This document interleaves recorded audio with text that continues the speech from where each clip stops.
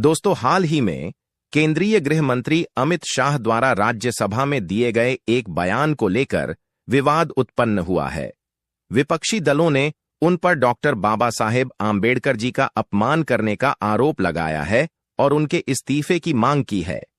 विवाद की शुरुआत अमित शाह के एक 11 सेकंड के वीडियो से हुई, जिसमें वे कहते हैं, अभी एक फैशन हो गया है, आम्बेडकर आम्बेडकर आम्बेडकर।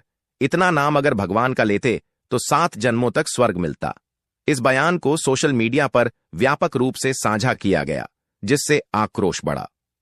दोस्तों, इस बयान की छोटी सी क्लिप हम ऑडियो द्वारा आपको सुनाते हैं।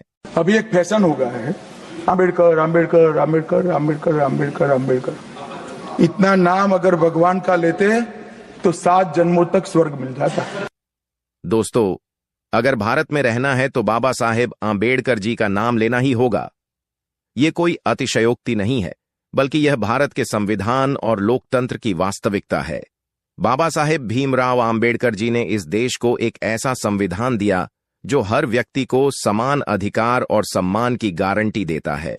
उन्होंने न केवल दलितों, पिछड़ों और शोषितों की आवाज उठाई, बल्कि सभी वर्गों को बराबरी पर लाने का काम किया। आज भी अगर हम किसी मंच से यह कह रहे हैं कि बाबा साहेब का नाम लेना जरूरी है, तो इसका अर्थ यही है कि उनके बिना भारत के लोकतंत्र की कल्पना अधूरी है। बाबा साहेब अम्बेडकर जी का अपमान या उनके योगदान को नकारना सिर्फ एक व्यक्ति का नहीं, बल्कि संविधान का अपमान है, उन मूल्यों का अपमान है जो इस देश को एक सूत्र में बांधते हैं। ऐसे में अगर कोई भी व्यक्ति, चाहे वह कितना ही बड़ा नेता क्यों न हो, उनकी भूमिका को कमतर आंकता है या जनता की भावनाओं को ठेस पहुंचाता है, तो उसे सार्वजनिक रूप से माफी मांगनी चाहिए। यह माफी उस ऐतिहासिक संघर्ष का सम्मान होगी जो बाबा साहेब ने करोड़ों लोगों के लिए लड़ा। आज यह सवाल इसलिए भी महत्वपूर्ण है क्योंकि कुछ ताकतें लगातार समाज को विभाजित करने का प्रयास कर रही हैं। वे बाबा साहेब आम्बेडकर जी के विचारों को मिटाने की कोशिश कर रहे हैं ताकि समाज फिर से अंधकार के युग में लौट जाए। हमें समझना होगा कि अगर भारत को एक प्रगतिशील, समतावादी और न्याय संगत देश बनाना है, तो बाबा साहेब आम्बेडकर जी के विचारों को अपनाना और उनका सम्मान करना अनिवार्य है। उनके बिना भारत की पहचान अधूरी है। अमित शाह जैसे बड़े नेताओं को समझना चाहिए कि माफी मांगना कोई कमजोरी नहीं है, बल्कि यह लोकतंत्र में नैतिक जिम्मेदारी का परिचायक है।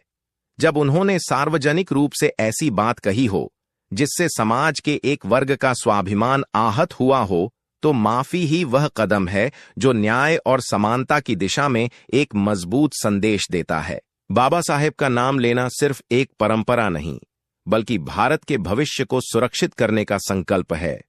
और ऐसे में अगर अमित शाह माफी नहीं मांग सकते, तो उन्होंने इस्तीफा दे देना चाहिए। बाबा साहेब भीमराव आम्बेडकर जी का नाम भारत के लोकतंत्र और संविधान की आत्मा है। उन्होंने इस देश के हर वर्ग को समान अधिकार और न्याय दिलाने के लिए अपना पूरा जीवन समर्पित किया। ऐसे महान व्यक्तित्व का अपमान करना या उनके योगदान को कमतर आंकना न केवल संविधान का अपमान है, बल्कि उन करोड़ लोगों की भावनाओं को चोट पहुंचाना है जो उन्हें अपना आदर्श और मार्गदर्शक मानते हैं। इसीलिए अमित शाह द्वारा दिए गए बयान में बाबा साहेब आम्बेडकर जी को लेकर जो अपमानजनक संदर्भ या शब्द सामने आए हैं, वह बेहद निंदनीय और अस्वीकार्य हैं। बाबा साहेब आम्बेडकर जी ने जिस संघर्ष और त्याग से इस देश को संविधान दिया, उसकी बदौलत आज भारत एक लोकतांत्रिक राष्ट्र के रूप में खड़ा है। उन्होंने समाज के हाशिए पर खड़े लोगों को आवाज दी, उन्हें समानता और न्याय का अधिकार दिलाया। अमित शाह जैसे बड़े नेता से यह उम्मीद की जाती है कि वह अपने शब्दों और बयानों में पूरी जिम्मेदारी और सम्मान का परिचय दें। बाबा साहेब का अपमान केवल एक व्यक्ति का अपमान नहीं है, बल्कि यह भारत के संविधान, लोकतांत्रिक मूल्यों और सामाजिक न्याय के विचार का अपमान है। यह उन लोगों के संघर्ष और स्वाभिमान पर प्रहार है जो आज भी बाबा साहेब आम्बेडकर जी के विचारों के सहारे समाज में समानता और सम्मान की लड़ाई लड़ रहे हैं। बाबा साहेब आम्बेडकर जी केवल एक व्यक्ति नहीं, बल्कि एक विचार हैं। यह विचार भारत को एकजुट रखता है, इसे प्रगतिशील और न्याय संगत बनाता है। अगर किसी भी नेता के बयान से यह विचार आहत होता है तो वह अस्वीकार्य है। अमित शाह को इस अपमानजनक टिप्पणी के लिए सार्वजनिक रूप से माफी मांगनी चाहिए। यह देश बाबा साहेब आम्बेडकर जी के योगदान को कभी भूल नहीं सकता। उन्होंने जो संविधान दिया वही आज हर नागरिक को समान अधिकार और सम्मान का दर्जा देता है।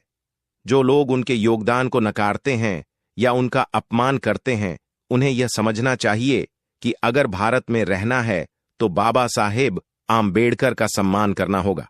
यह देश उनके विचारों पर ही आगे बढ़ेगा और उनका अपमान सहन नहीं किया जाएगा। बाबा साहेब भीमराव